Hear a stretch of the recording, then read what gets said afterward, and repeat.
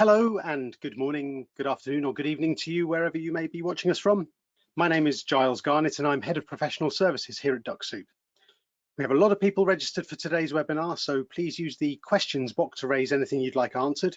And do please also keep the questions on topic as they are useful for the audience. And Jin, our Head of Customer Services, will be doing her best to keep up with those questions.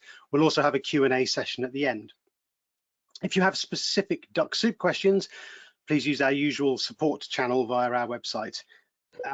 But without further ado, on to today's Dux-Soup webinar, and I'm delighted to welcome as our guest speaker today, Gaurav Sharma, a leading digital marketing consultant, brand strategist, and conversion expert with 10 years of experience in the growth hacking industry. Gaurav is the founder of Attrock Marketing, a highly successful digital marketing company with corporate offices in the US and in India. As such, he's brilliantly placed to present on this webinar on what growth hacking actually is, the tactics he has successfully used, and the results that he and you can expect. So without further ado, Gaurav, over to you. Thank you so much, Charles. I'm excited to be here. So I'm trying to explain what the growth hacking is and how I've used in my strategies for different types of clients, and what are the key things that people should understand while they actually incorporate growth hacking in their marketing strategies. So let me start with this, the table of content that I'm going to cover in this whole slide, in this whole session. I'm going to give brief ideas about what growth hacking is, how you can actually use growth hacking, and specifically how growth hacking you can use on different type of strategies, like in SEO, in content marketing, lead generation, email marketing, and social media. Moving forward, myself, as Charles mentioned, I have like 10 years of experience. I've specialized in SEO, content marketing, growth hacking, conversion, sales funnel, worked with a lot of SaaS companies, martech companies, e-commerce brands, Fortune 500 companies, influencers, startups, help them to achieve their goals, just like getting like revenue from 5 figures to 7 figures, getting leads from 1,000 to 10,000, increase like numbers in leads, sales, traffic, all those good stuff I have tried to help from 10 years, and this is where I'm right now. Moving forward, if I start to explain what growth hacking is, see, I'm an engineer, so I'll try to give you some conceptual ideas so that you can also actually get the main concept of growth hacking, and you can easily incorporate the growth hacking without any like further knowledge. So what growth hacking is actually, it's actually a basic concept that you try to do something to reduce the time and try to be little creative, doing something outside the box and in the same practices that everyone is following. So it's kind of cost effective and it's kind of innovative. And this is a term coined by Sean Ellis in 2010. So it's not a old, like too old term. So moving forward, if you see this graph, this one, growth hacking strategy, data analytics, and technology automation. So the union of all these strategies comes with the growth hacking. So growth hacking is not a different thing. It just, you need to be like creative and be more cost effective and try to accelerate your growth.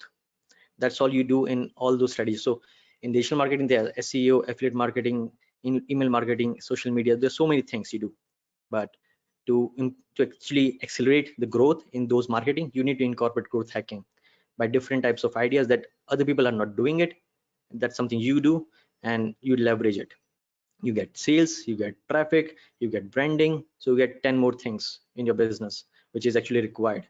And sometimes people don't able to like accelerate because they just don't think outside the box, and that's where growth hacking is. And it is quite simple. If you actually look around, it's already around you. You can actually think hard and see how you can do it. Just like, let me give you an example. This is a website. It's an e-commerce website, a very old one. So Mecca for Trades, they just do refurbishing of the laptops. It's a very old website, and running from like in 90s, they've started it. Now, what they do differently right now in 2021, things are like everyone know all these things. What they do is they did referral marketing, and by that part, it's a part of when they started off, not everyone was doing it. They want their customer to refer it to their friends, their family, so that everyone will be like, okay, wow, it's a trustable source. they can find a really nice laptop, they should buy it.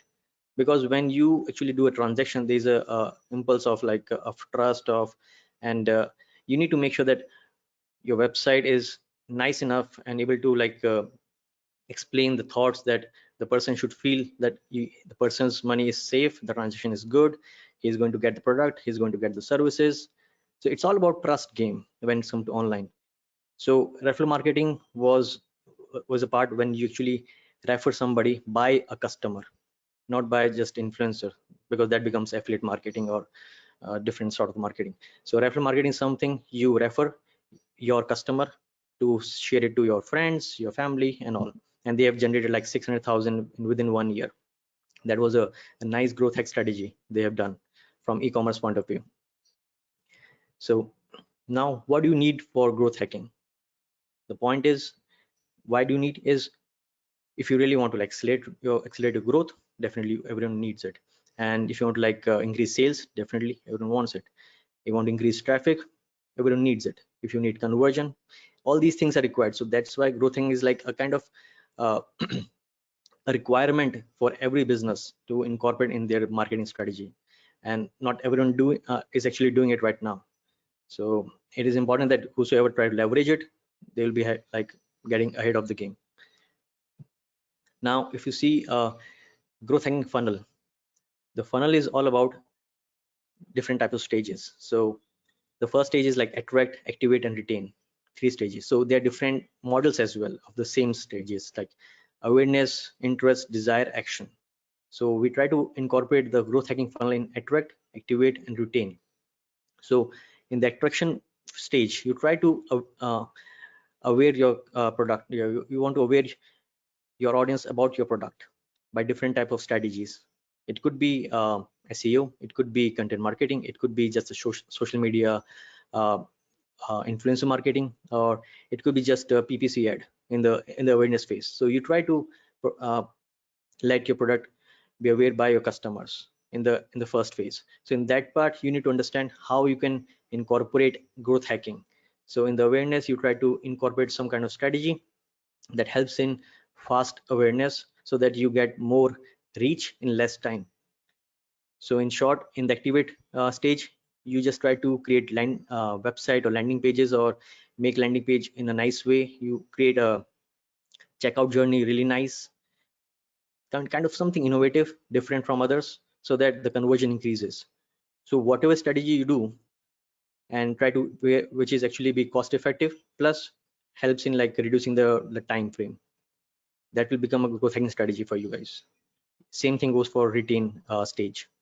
That is like post marketing, when somebody's already purchased the product, now you want to retain it. That's where referral marketing comes in. That's loyalty program and all good stuff comes into play. Now why and when you should use growth hacking? Same thing as I mentioned: increase sales, grow your startups, launch a new product, and be more creative, increase traffic, increase conversions. All you need, if you need growth, you need growth hacking. It's like because right now the competition is so much in the market. Even if you try to do SEO, it's highly competitive right now. Like you need to build backlinks, but it's really hard. You want to like, let's now you want to generate leads. If you're an agency, generating leads, it's now a tough, it's a challenge now. But you need to like be more creative, find some different ideas, some automation tools or something that started helping you to increase leads. Now you want to increase traffic. PPC is costly, not everyone has like money, and it's a lot competitive. So Google is keep on increasing the CPC cost, and impression cost, CPM cost is increasing. So not everyone is trying to like go for PPC. Conversion rate is quite low in PPC, let's something around 4 to 5%. So what else you can do? Influence marketing. So but influence takes like 3 to 6 months of time period for like running a campaign and all. So all you need is just to understand how you can actually increase sales, traffic, growth, and try to be innovative. Important is to evaluate the competitor analysis. If you do a competitor analysis for your brands, it really helps. So let me just give you a brief about how you can incorporate growth hacking in SEO. So in SEO, there like the main concept is optimize your website. That's one thing. That's a one-time job. You can do it, or you can assign a developer. He can do it. Next part is maintaining the content upgrades or content flow you need to maintain. That's second thing. That's ongoing for for next few years. Third is the backlinks. So third is, the backlink part is something you need to like keep on working and forever and ever. It's inbound backlinks generated by once you have like good authority and like people know you have created a lot of good content, then you can actually have like people also backlink it to you automatically. But when you're getting started, it is important that you actually go for a specific strategy that is going to help you to generate leads, and two out of them is using infographic or data graphics. Data graphics something like uh, a simple graphical image with some data on it, statistics on it. And second is Haro, that's a help a reporter. I'll go over it now. So Haro is like inserts and experts roundup. So their website like haro.com, you can go there and try to reach out to them. They will ask some inquiries about, because they have like newspaper, news websites, or really authority website, they don't have answers, they're looking for answers. So you being an expert in your niche, if you are like a marketing agency person, or you are a like finance expert, you can go into the finance industry category niche questions, you can see them, answer them, go back, they will like your answer, they will publish, and you get the backlink. It's kind of a simple process. So I've laid out a kind of workflow for you guys. So you go to the platform, choose a topic, find the relevant questions to you, send the answer and with a backlink to them. They approve it, they feature it, you get the referral traffic and the backlink, and that's all you need to do. And with this, it's you get a backlink from authority website. That's the main game. Because if you might have heard about the part that you can buy backlinks and do the backlink from blog commenting forums, all those nonsense tactics that has been like it's an obsolete. Because I've been into SEO for 10 years. I know how SEO works. I've helped more than 5,000 web keywords to rank on page one, still ranking on page one. So I know all these practices who actually still going on in the market, but those never work. They never work, literally never works. So what works is something you get backlink from authority niche relevant websites. So Haro is one good strategy to use. You can use as source bottle, season Haro, Macrack. There's a good platforms, and Haro.com is also one. You can use it. I use it personally. Just want to give an example. I went to Haro. From there, again to got the expert roundup. They ask for a question. I answered them, and they just publish it. So how much? So I actually invested like 15 minutes of writing, 50 minutes of outreach, and in 30 minutes I'm able to get a Bing backlink, a do follow backlink from a relevant website, Design Wizard DR74, and that's all. 30 minutes, high quality backlinks. And if you just do this thing over and over for a period of time, you get a tons of backlink for your website, highly relevant from authority websites, and that's all you need for SEO, along with other good stuff you need. So that's for the SEO part for Haro. Second is the infographic or data graphics. This is a nice practice people should use to opt for creating backlinks, like create some kind of data graphics by some kind of study you have done, some kind of resources you have, or maybe you can do a small survey with some nice audience you have on your website, and try to come up with some data graphics that something like how many people actually like YouTube, or maybe you can actually hire some other companies who can do a survey for you guys, who can actually come up with some data graphics for you, and you can use those data graphic on your website, then publish it on third-party websites. Because it's a data, it's a statistics, everyone wants to link it, and as soon as they started linking to you guys, the SEO value will come to your website, and the ranking increases. And once ranking increases, brand awareness, traffic, leads, everything will come to your website, and you'll be like more happy. So that's like kind of goal, to reduce the time, making sure that it's like high quality authoritative niche relevant website link. So data graphic infographic is one of the many strategies of growth hacking. So how does it work? Do keyword research, should be relevant, do content research, find some statistic facts, or do a survey, create a graphics, run the survey, make sure it's survey is done, then you evaluate it, then create the graphics, create the descriptions, and now you need to reach out to other websites. You publish on your website. Along with that, you can reach out to other websites owner and ask them to like publish their data graphic or infographic on their website. They'll publish it happily because it's unique content, it's data driven, and everyone likes that part. And then what you get: referral traffic, acquisition, SEO value. If it's do follow, more SEO juice, and you are good with the SEO part. And you are able to reduce the time frame, because if you started doing like another strategy I want to share, that it's guest post. It's very common strategy for SEO. If you go for SEO, it's gonna take some time. It's gonna take a lot of, so generate one backlink from guest post, it's gonna cost you like 15 hours or like 20 hours easily. Writing content, going back and forth, changes and all, outreaching, publishing takes more than 20 hours easily. But infographics, Haro, takes you like 1, 2, 3 or max 6 hours to like get it done. That's how like the magic of growth hacking. You can use tool like Canva, Wengage, Chart. These are good tools for creating. If you're like a starter and you want to do it something on your own, that would work. Or either you can hire somebody from Fiverr, they can do it at cheaper cost. That's a good way. Example, it's a data graphics, visual appealing, looks nice, top industry by YouTube. So people like to know, okay, what are the top industry on YouTube? So they create a post. It's a keyword driven post, and you can use a specifically related graphics done by research by your team or some kind of company owned by you.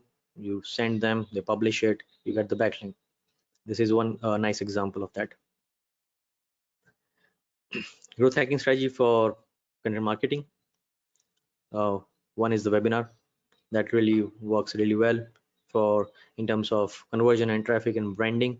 It gives a real touch, because in the whole journey of like a customer journey, from being a visitor to a customer, the only thing that helps a user to convert into customer is a trust and see a value of the product. If you see a value from a product, and you have a like a urge to buy it, and you have like some kind of you have a like a requirement, and the website is able to show the trust, okay, our platform, our tool is going to help you to solve your problem. That's it. That's all needs to be done. And the problem is, when you just go to the website, it's sometimes it's hard, because on not all the landing pages are like nicely developed. So there's lack of information is there.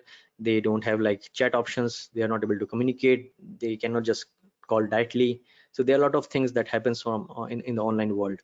So trust factor is like really hard on the website. So how to like reduce that part? In the content marketing, webinars is like a good way, because you actually get to know about the brand. You know about the brand, then you do 10 more things, and you will be like able to communicate. You get some good vibe when you do hear the webinar about a brand doing something, and you ask question to online, and it will be like nice and pleasing feeling. So webinars are like how it works. It's a live event, it's interactive, it's of limited seats. So you make sure that, okay, not everyone is like going to do this. So you will be like in a special position. How does it work? Choosing a topic. Just let's take example of this. Even this webinar means we chose a topic of growth hacking 101, and we use a GoToWebinar. We host it. I'm being a host, making sure the content is good, it's valuable, definitely engageable for the users, because it's important. If you're not providing value, nothing's going to work, and not a platform is going to work, not agency is going to work, nothing's going to work. So to make sure that business is successful, whatever strategy you do, the UVP of your company or agency or platform should be solid. So whatever content you're trying to provide, whatever practices you're following, the UVP should be there. So unique value proposition should be there. So there should be a value for your customer, for your audience, for your users. Even if they are not converting, they should know that, okay, this people know how to do things.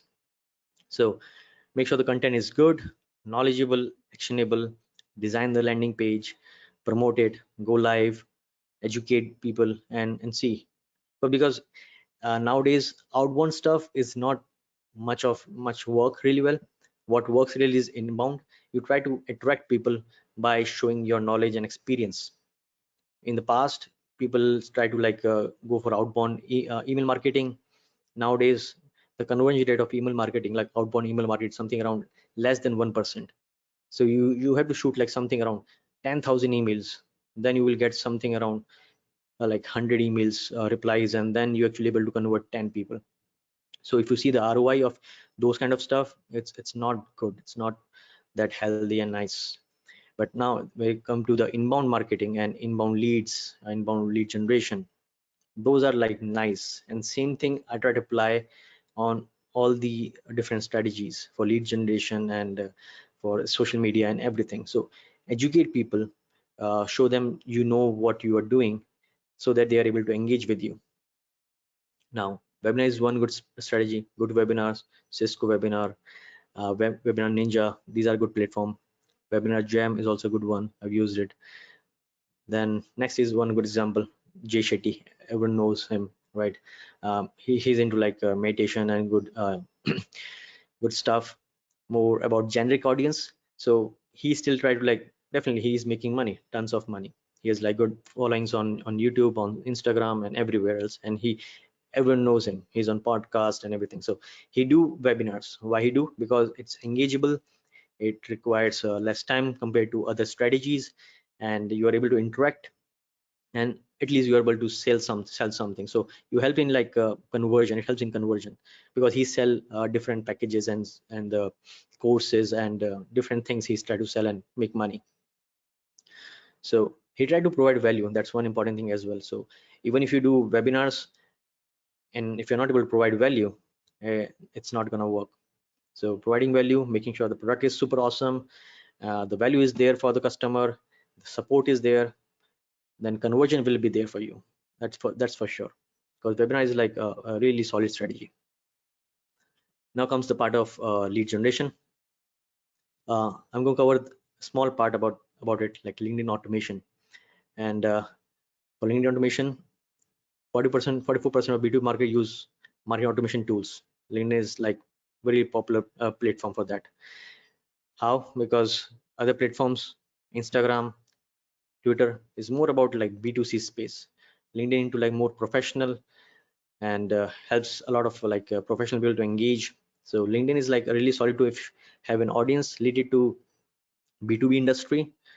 It goes really well. Means if you have an audience something around like CEOs, CMOs, CTOs, or maybe you can call it CXO categories audience you have, or maybe the marketing managers.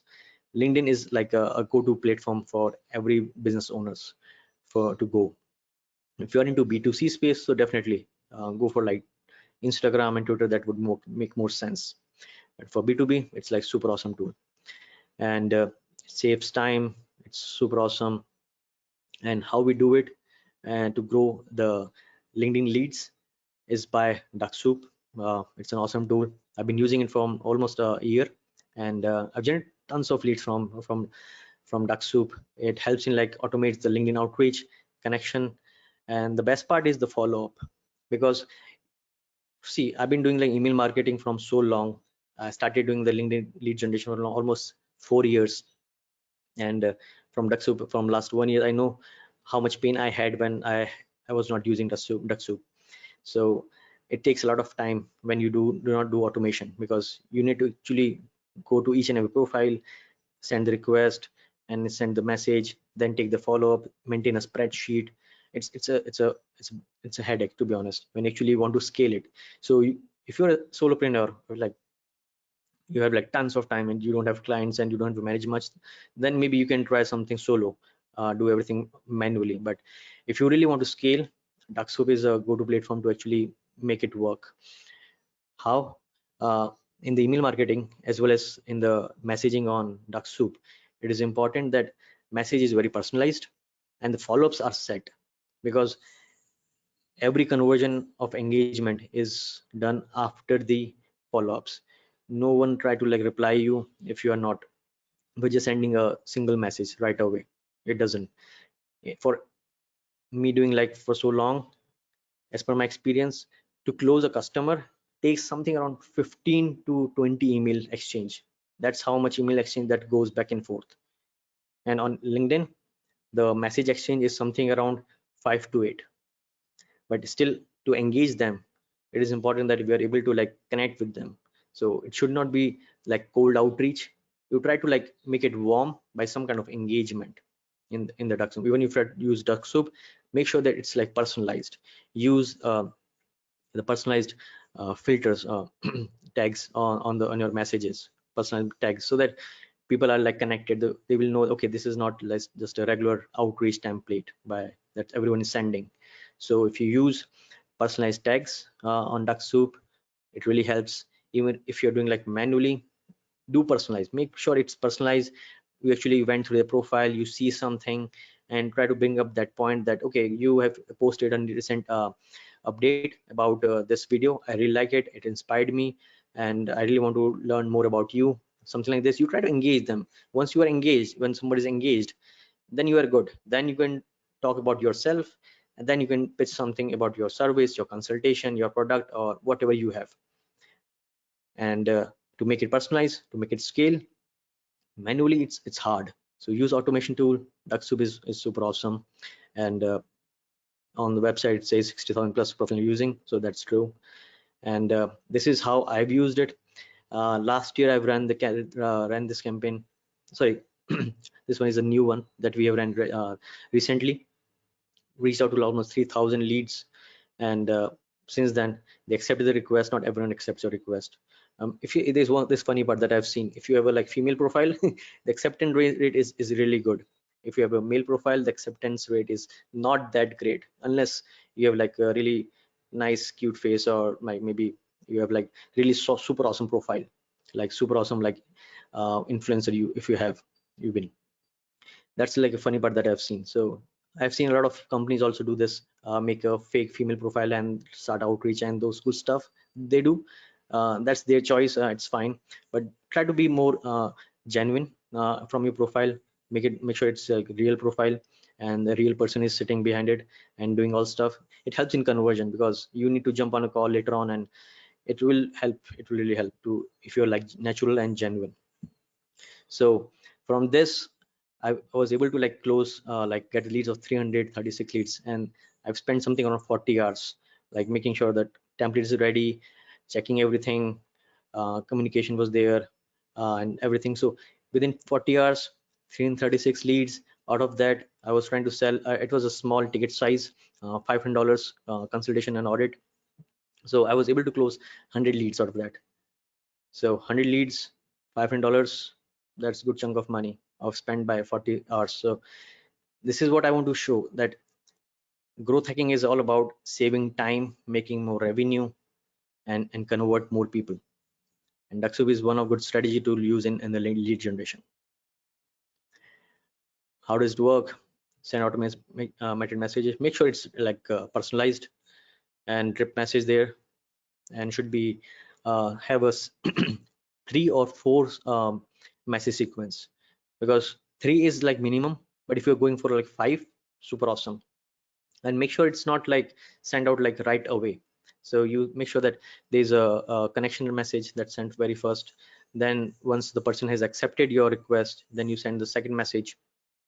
When the person has accepted the request, you send them a second message, and then you, after like 2 days or 3 days, give them a time to like warm up, and then you send some kind of educational message, some kind of resource, or maybe you liked something from his profile, and you send a message there, and then you take another follow-up after 3 days, then another 3 days. So make sure that whole uh, life cycle of lead generation is something around 15 days to 21 or 19 days minimum, because you are sending like 3 to 5 follow-ups, first opening email, invitation message, and the first opening email. So these 5-6 messages should be go around like in time of 15 to 21 days. It will really help you to like convert people. And do not try to like evaluate the ROI within first month. This is a common mistake that I've seen. I've done it in past. Make sure that you run the campaign for at least 3 months to 6 months to evaluate it. 3 months is like a nice period to evaluate your leads. then you are good to go. You're able to see and how much conversion you have made, and then you are all good. One good thing I want to share while you do the lean automation, make sure the list is nice. If you have a really nice list, nice, what I mean by nice is like to the point, with the right people actually there as per your audience, who who you can actually solve their pain problem, then you are good. If the list is not good, conversion will not be there. So if you, even if you have like a really nice message sequence, everything's all set, but you don't have a nice list, you are not able to like use boolean boolean keywords in the LinkedIn filters, then it will be hard. So you need to buy Sales Navigator. It helps you like put the boolean keywords there, then you put the searches, make sure the keywords is set, filter out location based and industry based, then you are all good. Then start the sequence, you will see conversion for sure. Why people do not able to like see the conversion? Because they are actually messing up with the sequence, or they are messing up with this list. They're not able to like find the right list. So this is like a learning things that I have learned, and this is what I want to share. Next is for email marketing. uh, Even for email marketing, there are tons of strategies. Even for LinkedIn automation, there are tons of growth hacking strategies. I'm trying to cover like one or two strategies so that you're able to get to know about how growth hacking works in different marketing areas. In email marketing, exiting in pop-ups is one of them. It's nice, it really helps. I've seen that people start using welcome pop-up. This is good, welcome pop-up is good, definitely nice. But people start to push the welcome pop-up in within like 3 seconds or 5 seconds. As soon as you jumps on a website, you are not even engaged with the website, they just show up. So that's not a good practice. What's good is you put the welcome pop-up after like 15 seconds or 30 seconds. Once the person is engaged with your content, they've absorbed something, and they're like, oh, wow, this is good, website looks nice, this is exactly what I was looking, and then you show up a welcome pop-up. This is good, that's the right nice practice. But what's even better is exiting in pop-up. So one is like interested, looks nice, everything's fine, somehow he didn't buy anything, he somehow like liked it but didn't buy it. So now he was just trying to like go away from the tab, and as soon as he put the mouse outside the box, outside the window, it shows a pop-up, wait, there's like 20% discount offer exclusively for you. Have some scarcity tactics there. That helps, that really helps to like hold the person, increase the time on site, engage them, and then at least not everyone is going to convert, but definitely it will help you in conversion compared to other strategies of email marketing, of building like email list, like welcome pop-ups and all. So exiting pop-up, super awesome. Make sure that another, the workflow, make sure it triggers in the right time instantly as soon as the cursor is outside the tab. Offer it should be like lucrative, something nice. Copy should be super awesome, like it should actually say exactly what the person is looking. So make sure it's persuasive. Pop-up design should be nice, should not look ugly, definitely. um, Show up on the top exit intent, and then you collect the email address, and always try to make sure that you always collect their first name as well with the email address, because you can actually personalize them while sending out the email blast. So that helps when you do the email list building. Now there are tons of tools there: Opt-in Monster, Optimonk, Demo Ninja, Sumo is one of the good one, and many more. This is one good example. Say basket for email, comes in exit intent, and you are all good there. Next, and the last strategy for growth hacking is the social media. There are different things people do on social media, like posting content, going in the groups and community, and try to engage them, try to comment and everything. So this is fine, this is good. If you have heard Gary Vee, he has used social media when he was like in the beginning in 2006 10, and what he always tried to like promote is go and comment. This is a good practice, to be honest. It's a good practice. Go and comment and engage, DM them, try to communicate, talk to them. But that's a time-consuming strategy. Growth hacking is all about like saving time, make more money. What works is like running a contest or giveaway. If you actually run a giveaway and contest, a lot of influencers do this. A lot of them, they actually give a really good price, iPhone, AirPods, and really good stuff, Alexa. So they put really nice price. Sometimes they also give like a $10,000 like giveaway. So whosoever you have heard about, like big names, influencers have like 100,000 Instagram followers, they have used these strategies really well. And what they do it, they see a big hike in the followers, they remove the post, and in future no one actually knows that the person actually ran it. So running a giveaway contest is a super awesome practice to increase your followings. Make sure the price is good. That's how you actually engage them. If the price is not good enough, it's a total waste. You're trying to increase the followers engagement in a really less time. So this is a really nice practice to do. Now workflow, choose the rewards, make sure it's like iPhone, which is like trendy, everyone likes it. Participation area is there, and rules or deadlines, timelines you set, run the contest, design the landing page, announce and promote on your social media. Make sure you advertise that post so that a lot of people read it. The more people are actually participating in the contest, the better is your like winning part. You will see a lot of conversion and like engagement from your on your social media part. So that's part. And make sure you actually announce the winner and send the product, make it a live, maybe live Facebook live or something you can do live. It helps so that people will know that okay, this is authentic and genuine. Do a short photo shoot and everything, and use on in the next giveaway. So you do a 2-3 giveaway, you will be all set in terms of like engagement and branding and social media followers, all good with this stuff. Glim is a good one. I've used it for one influencer campaign. It's a nice contest I've run, made a lot of money from there. Viper is good, WooBox is good. This is a good example. They've ran it, small giveaway. They got like 422 likes, comments, and 1100 followers. So if you have like run really good followers, like run a contest with really nice price, the price is like the price at the end, the followers and everything will be like higher. So if you have like just selling the AirPods, you're not going to expect like 100,000 followers from there. But if you have like nice price, putting some advertisement on this, it will help you to reach your big goals easily. So key takeaway from whatever I said: using Haro, expert roundups, infographic, data graphic, build backlinks. It's awesome way.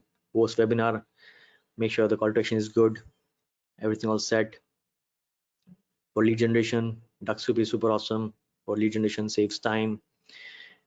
Accident pop-up for building email list is super awesome. So that's all about this webinar from the PPT. I'm good for now. If you guys have any questions, let me know. Happy to help, happy to answer. Back to you, Charles.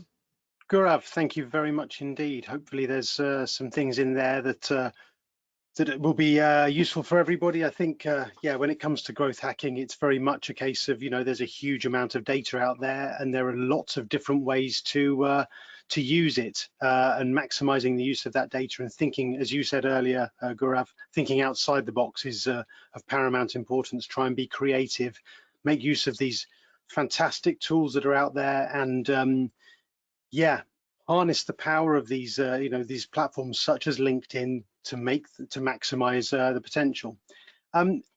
Jin, do we have any questions that you can raise towards Gaurav from the question box? Yes, we have quite a few actually. So hopefully you can help us with that. Starting with the first question. How do you overcome LinkedIn limitations? Because there's more and more limits LinkedIn adds each year. Can you repeat that, Arjun? Yeah, of course. How do you overcome LinkedIn limitations? Okay, so for the LinkedIn limitations, there are things I know. Means even with you, you do use LinkedIn filters. There's limited filters. Even you go for industries, there are limited filters, industry filters there. The best part is to use Boolean keywords to like avoid limitations. And within that part, list should be good. And using Boolean keywords is a really solid way to like make sure the list is fine, and you are actually able to leverage maximum out of it. Making multiple lists with multiple Boolean keywords helps you really well in LinkedIn automation. Thank you. If I can just add to that as well, yeah, the better you target, the more specifically you target using the power of Boolean, those sorts of keywords. And then also don't be afraid to just visit profiles. It's not just a case of inviting everybody that you see on the list. You can warm up profiles by visiting them. Visit them once, twice, 3 times before then sending in an invite. You may even get reciprocal invites back if people get the notification through that you've visited them, and it all helps with your engagement and helps with getting your message out there. If your profile is well up to date and looks attractive, people will be more likely to engage with you. So don't be afraid to just visit profiles, warm them up, and then save your in some cases limited numbers of invites in a very targeted to a really targeted audience, those people who you really value. Sorry to interrupt there, Gaurav. No, totally agree. This is a really nice thing to do. Means visiting them once is a warming it up is a nice practice. Definitely agree. Thank you. Another question would be, where would you recommend to post data graphics better, on LinkedIn, socials, etc.? I recommend the third-party websites. Social media is like the lifetime of social media is like 2 days or 3 days. If you post something on social media, if you don't have followers, it's not going to be like not people are going to seeing it. What's going to help you is you actually reach out to third-party websites, niche relevant definitely. If you are like in finance category or healthcare or any other category niche, you need to make sure that top bloggers of those niche, reach out to them by contact form, let them know that I've created a data graphics exclusively, and it's all my work. I've done a survey of like 1,000 people or whatever, and this is what I found. It is for sure they are going to love it, and they're going to publish it, and they will link it to you. And the lifetime of a blog is something around 2 years, so you get more benefit on those websites compared to social media. Thank you. Another question, what is your opinion on paid backlinks from high authority domains like Forbes? Okay, so answer is like it's a funny answer, to be honest. A lot of people do this. Me in agency, we do this for a lot of brands. If you actually follow a right guidelines, make sure you are noting this down. The guidelines would be like, if you're actually buying a backlinks, make sure it's not in the sponsored tag under that. And if you get a do follow link in an existing article, in an published article, then you are all good. And make sure you have like mix of a pattern. So it should not be all paid backlinks, because I've been doing this practices for a lot of SaaS brands, and from like a couple of years, they're doing phenomenally great. We buy backlinks from high quality websites, but with the strict guidelines, like it should be highly relevant, it should be from existing article, it should be under the body, it should be do follow link, it should not have a sponsor tag, it should not have a sponsor tag anywhere, like not in the attribute, not even the whole content. Then you are all good. And if you do follow this, then you are super awesome. And if I see a basic price, if you want to like give you an idea, those kind of backlink from DR 45 plus to up to like DR 95, it will go around 250, 300 to like 1,000 or $1,500. But the main game is behind the velocity. So if you have the velocity, you are all good. But if you just buy 5 backlinks and you're thinking like you're going to make 1,000 and 10,000 traffic, it's not going to help. You need to build hundreds and hundreds of backlinks. and if you buy that, you need to have budget. And so buying backlink is good practice, but make sure it's strategic and planned. Yeah. Thank you. Another question about webinars. How do you attract people to join a webinar if you don't have a database to use? And what is better, webinar or podcast in terms of getting value? Webinar is a lot better than podcast. If you don't have a audience base, make sure you co-promote it. And see, if you don't have a network, you don't have anything, you don't have a website, then doing a webinar is not a good practice. Make sure you have some kind of audience base, or even if you don't have audience base, you should have some kind of network. Network is just like some other friend you have, you know somebody who owns a website, and you have like you can actually do something like just like I've done it in the past. Like I do free consultation to some other brands and ask him to promote my webinar or ask him to do something in return. So there's no money involved. So I gave him a favor, he gave me a favor by shooting mass email about my webinar on his email audience. So this is how you can do with your network, with by some exchange. Thank you. Another question. What's the difference between growth hacking lead generation and normal lead generation? So in the growth and lead generation, normal lead generation, it's like when you do without Dux-Soup. Dux-Soup is a lead generation, like growth hacking lead generation tool. It helps you like save time. You can do it manually.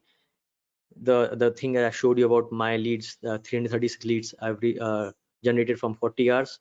If I'm trying to like reach out 3,000 people, taking follow-ups back and forth and making sure the spreadsheet is good, it's going to take easily like 160 to 200 hours easily, and still I won't be able to like cope up with the for the follow-ups, because there are a lot of follow-ups to take. And historically I've seen you need to take at least 3 to 4 follow-ups to actually see some kind of engagement. So it takes 3 to 4 follow-ups with regular outreach. It's not gonna help. The point is, if you really want to like scale your company, you need to automate.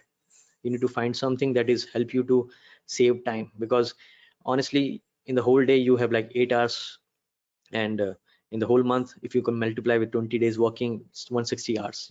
That's all you have. And if you are the CEO, CXOs, you need to make sure that you are automating and try to like leverage maximum out of whatever you have in 160 hours. And lead generation is one important part for your business to have consistent lead coming in. So automating that is crucial. So making it general, it's like you're not gonna scale it that level if you're not doing it with some automated tool. That's the difference. Thank you. Another question about lead gen. So how to develop effective messages for lead generation? What's usually your process and experience?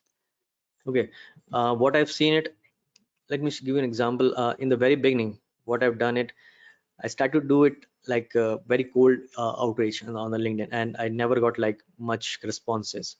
So I changed my strategy. I try to make it personalized. So first thing is, when you send the connection request, make sure you have a nice message of, hey, thank you so much, like I will just want to join your network, we are in the same industry, let's connect. Just a nice pleasing message, that's it. No pitch, nothing. Just try to like get a connection connected. Once they accept the request, you are good. Then now next step is try to send them a warm-up message. Do visit their profile first. That's also important. Visit the profile, make sure you actually sending a kind of message that is related to their recent message updates, post, or their website, or their awards, or whatever they've seen or achieved. You are sending that message, and then you are taking another follow-up by sending some kind of resource you have created that you think that is going to help him somehow. Obviously it's not gonna like you're not that is not gonna help everyone, but try to think something that is going to help that person, and then try to get the engagement. Once the person is engaged, he's like, wow, you have a great resource, I appreciate it. Then you jump in and try to pitch something about it. Make sure the pitch is like is nice and warm, not cold and sharp. Then you are all good. So engagement is the first game. Engage them any somehow with some like with their with a post or something, then pitch something. Then you will see conversions and the conversation will be happening. And then when conversation is started, then you can sell. If you sell like your product, then otherwise you can cross sell your services, your consultation, or and whatever. That's something you can do. But engagement is the key. Thank you. Another user is asking, could you repeat the LinkedIn sales sequences in terms of the key messages and timing? Okay, definitely. So Thank you. first thing, the first message that goes out, the connection request message, should be less than 200 characters, and should be something like, thank you so much, not just thank you, but say like, I've seen your website profile, and looks into like we're in the same industry. It's nice to connect. So make sure it's very nice and clean and gentle. So there's no pitch in that. So once you send the first message, the person is going to accept it after like 2 days or 3 days, and then you send another opening message by some kind of about his website, about his achievements, about his updates on LinkedIn, or any their recent video he has uploaded, or maybe he went live or something. You need to like say appreciate him. Okay, this is awesome, this is nice. He'll be like, okay, this guy is good. It's not like regular other people who just keep on sending message right away that this is my product, buy it, I'll help you with the support. Not like this. Then take at least 3 follow-ups, minimum 3 follow-ups. If you take 5, super awesome. And sometimes I take 7 follow-ups as well.